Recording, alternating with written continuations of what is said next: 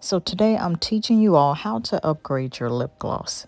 This is something I've picked up from years ago and is always my favorite go-to whether I like the gloss or not, but mainly if the gloss is thin. So I picked up a few of these between my Ross trips and my other trips for hygiene items. And so I'm just emptying it out in one of these type of travel containers, which you can easily find at Walmart. And I'm just squeezing out the contents of this hot pink one. Well, this is softer pink, followed by the hot pink right on time. There we go. And then the ingredient I like to use is one that is packed full of vitamin C.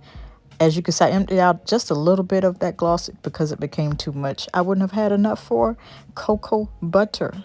Now, I used a different brand, which I will not name just because I don't know if it will make the difference, but using cocoa butter in my glosses increased the longevity of the gloss for me. So you just need a gloss that you already have, and whether it's thin or not, this should hold you together for the winter for smooth lips. A basic lip gloss that is thin, not thick and luscious enough, and you have just made it luscious. If you'd like to see more videos like this, I will have a playlist on either side for you all to enjoy. Until next time, I got to close this. Love you.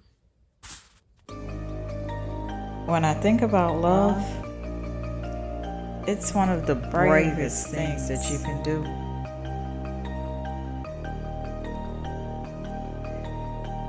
It is patient, it is kind, it does not envy or boast, and it'll keep you on the coast of not being rude or self-seeking.